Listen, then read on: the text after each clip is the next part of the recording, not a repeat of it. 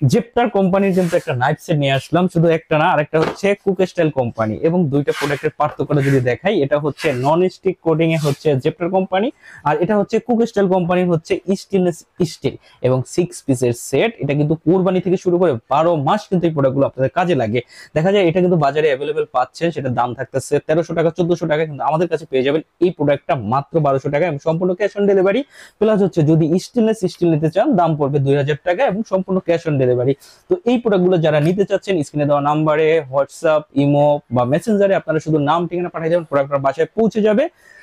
Product হাতে পাওয়ার পরে check করে টাকা দিবেন। তো থ্যাংক ইউ সবাইকে আমাদের পাশে থাকার জন্য।